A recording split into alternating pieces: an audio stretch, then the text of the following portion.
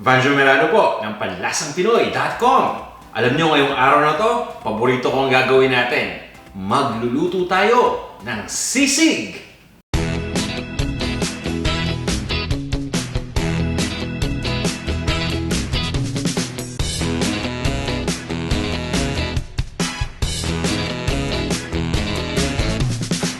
Ito yung mga ingredients na gagamitin natin para sa dish na to. Pork belly at maskara. Pinakuluan na natin ito ng 1 oras hanggang sa tuluyan ng lumambot. Ito naman yung sibuyas, na-chop na natin ito. Chicharon ng Knorr liquid seasoning, Lady's Choice mayonnaise, chicken liver o atay ng manok, onion powder, ground black pepper, at ng chili flakes. Bukod dito, gagamit din tayo ng tubig, ng mantika, at ng butter. At ito naman yung kumpletong listahan, kasama ang sukat ng bawat isa.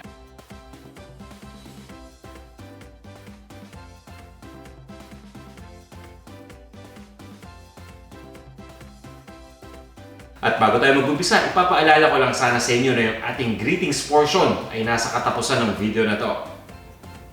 At oo nga pala, i-follow nyo rin sana ako sa Instagram at Panlasang Pinoy, yan yung ating Instagram account. At sana rin ibisitahin natin ang panlasangpinoy.com. Yun yung ating website kung saan natin makikita lahat ng mga recipes na nandito.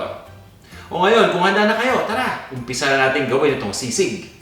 Iihawin lang natin itong napakuluan nating liempo at maskara ng baboy.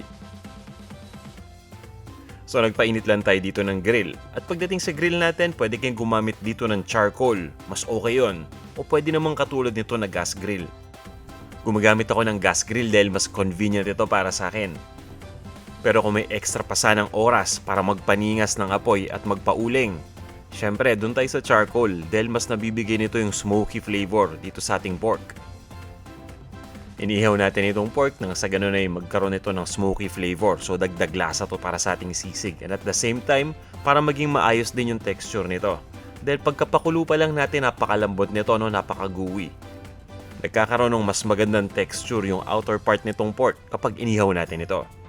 So ang ginagawa ko dito, 5 minutes lang natin iihawin yung isang side pero hindi natin tuloy-tuloy na iniihaw ng 5 minutes. Binabaliktad ko din ito para maging balanse yung pagkakaluto natin. At since mataba tong part ng baboy na iniihaw natin dito, natural lang na masunog ito ng konti dahil talaga magre-react ito sa apoy. At sa puntong ito, halos ready na tayo. Ilalagay lang natin ito sa isang chopping board, pabayaan natin mag-cool down at pagkatapos, umpisa na natin itong tadtarin.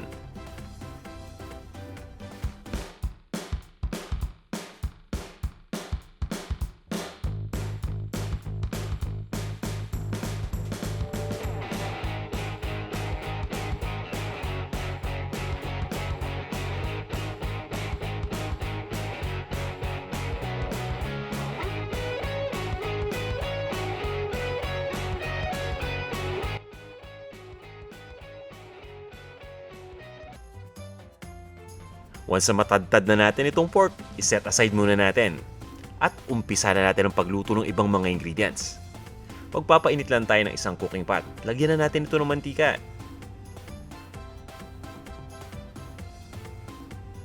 Siguraduhin lang natin na na-distribute mabuti dito yung mantika. Kaya iswirl muna natin ito.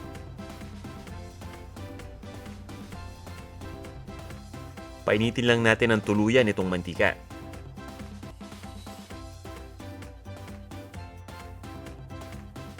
At pagkatapos, igisa na natin yung sibuyas. Ito yung dilaw na sibuyas na hiniwa lang natin. Pwede ninyong hiwain itong sibuyas ng maliliit pa dito. At pwede kayong gumamit ng kahit anong klaseng sibuyas dito. Ngayon naman, ilagay na natin dito yung atay ng manok o yung chicken liver. Palagi akong gumagamit ng ingredient na to kapag gumagawa ako ng sisig, mapapork man yan o chicken. Alam nyo, nakakatulong ito ng malaki para magpasarap sa sisig. Ang kailangan natin gawin ngayon ay lutuin lang ng tuluyan itong atay. Kapag naluto ng mabuti itong atay, madali na natin itong durugin ng maliliit na peraso. Dito na natin ito dudurugin dito sa lutuan. Para dun sa inyo ng mga baguhan pa lang, pwede ninyong hiwain muna ng malilit na peraso itong atay ng manok bago natin ilagay. Nakasanayan ko lang na gawin itong proseso na to para dito.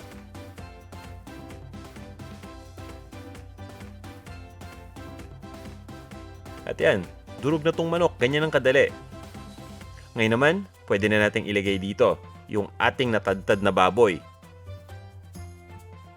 Ang tinutukoy ko yung pork belly at yung maskara o yung mukha ng baboy.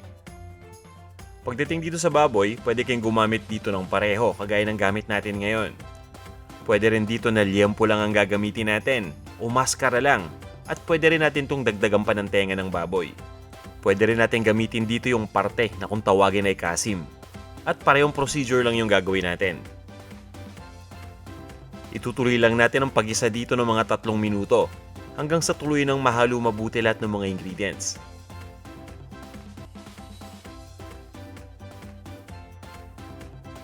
Pagkatapos nito, isa-isa na nating ilalagay dito yung ating mga spices at seasonings. Unahin natin dito yung ground black pepper. At pagkatapos ay maglagay na rin tayo dito ng onion powder. Although may nilagay na tayo kaninang sibuyas na ginisa natin, mas makakatulong kung meron tayong ingredient na kung tawagin ay onion powder. Mas nagbibigay ito ng lasa dito sa ating sisig. Ito naman yung crushed na chili flakes. Pwede rin kayong gumamit dito ng sariwang sili, lalo na kung mura yung sili dyan sa location ninyo. Haluin lang natin itong mabuti.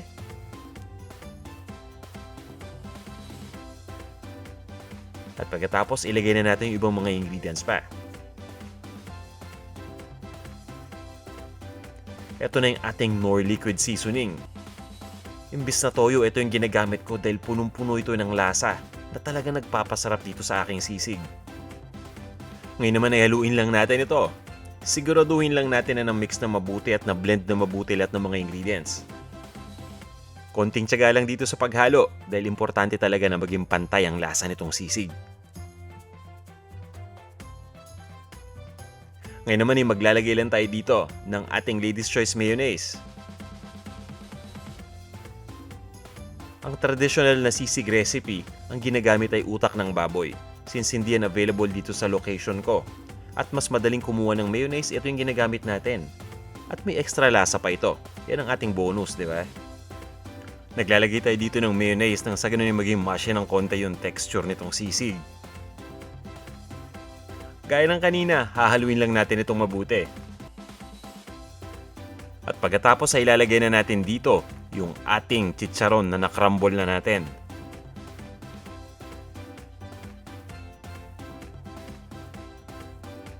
Pagkalagay ng chicharon, haluin lang natin ito uli at lutuin pa natin ito ng mga 1 minuto. Nagbibigay ng extra texture itong chicharon dito sa sisig. Nasa sa inyo kung gusto niyo maglagay ng ganitong ingredient. Kung ayaw niyo ng chicharon, okay lang na wala nito. I-set aside muna natin ito at magpainit na tayo ng sizzling plate o ng metal plate. Lalagyan lang natin ito ng butter. Kung ang gamit niyo is stick na butter na katulad nito, madali lang ang pag-apply.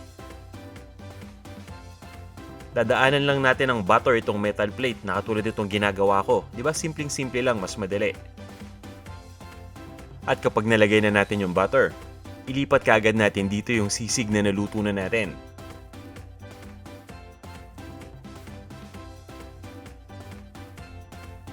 Ayan, pagkatapos ay lulutuin lang natin ito dito ng mga 30 seconds hanggang 1 minuto.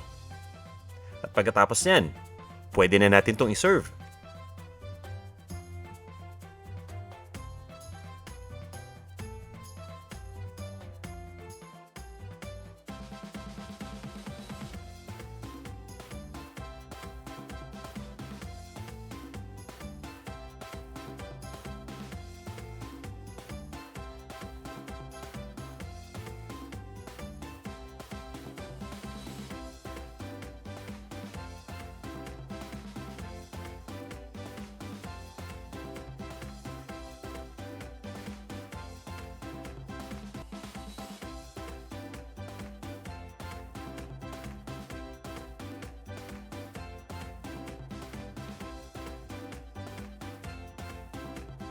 Ito na ang ating sisig.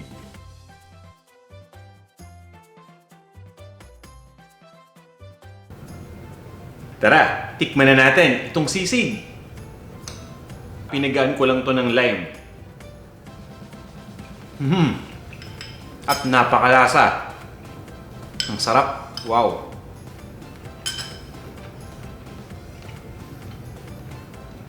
Tamang-tama itong pampulutan. Pwedeng pang ulam din. Alam nyo, napakalasa nitong sisig natin. As in, sobrang lasa. Kaya tuloy lalong sumasarap. At nakatulong lahat ng mga ingredients na ginamit natin.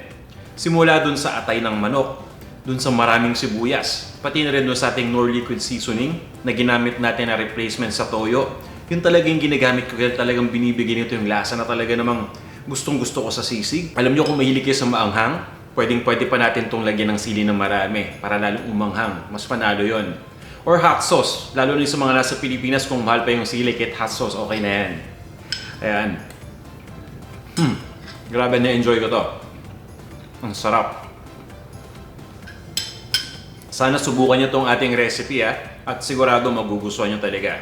Ngayon naman, mag-greetings muna tayo. Hello kay Sinday Garutay. Ayan, at kay A. Monte. Hi rin kay Nel Saamul. Kay Prince R.M. Metran. Hello sa'yo.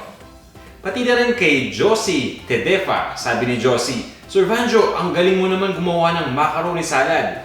Gagayahin kita. Marami akong natutunan sa panlasang Pinoy. Hello kay Richard Dizon at kay MK Fine. Sabi ni MK, gusto ko po talaga ang mga videos mo. Sobrang sarap ang mga pagkain Pinoy talaga. Namimiss ko, sobra. Yan din yung pakiramdam ko, MK, nung una kong salpa dito sa Amerika. Namiss ko ang pagkain Pinoy, kaya nabuhay ang panlasang Pinoy. Sabi naman ni Rankens26, Sir Vanj, tuwing magluluto ako, yung recipe niyo po ng panlasang Pinoy ang sinusunod ko. Sana gumawa kayo ng video ng squash/kalabasa. Yan kasi ang paborito ko. Sige, Rankens26, dadamihan pa natin ang mga recipes natin na gumagamit ng kalabasa. Ayan. Next ay si Zoro the Great. Hello sa'yo. At kay Rich Areliaga. Pati na rin kay Leo Frias. Sabi naman ni Lea De Jesus, hala, natuwa ako nung nakasama ako sa mga pagbati mo, Chef Vanjo. Thank you po. God bless to you and your family, at sana po next time morcon recipe naman ang gawin niyo. Thanks in advance po. Alam mo Lea, marami na tayong morcon recipe dito sa Panlasang Pinoy. I-search mo lang sa panlasangpinoy.com, marami kang makikita. O kahit dito sa YouTube, i-search mo lang ang morcon ng Panlasang Pinoy, o kahit morcon lang, makikita mo mga videos natin. Hello kay Marites Obana, kay V&A Cooking, at kay Jay's Channel. Hello rin sa'yo, Rico1. Sabi ni Rico, nice kuya, nagluto ko ng adobo kanina with egg. Nagustuhan ng anak ko. Salamat po. Walang anuman sa'yo, Rico. Salamat at sinubukan mo ang ating recipe. Hello kay Eva Gazingan, kay Marty Alcantara, kay Jonah Kalonge, pati na rin kay Kate Combo. Hi rin kay Romnick Dahan at kay Sevilla Hablero. Alona Del Rosario, hello sa'yo. Sabi niya, I am now a fan of Panlasang Pinoy. Thanks, Mr. Vanjo Merano. You're very welcome, ma'am. At hello sa'yo, Lau R.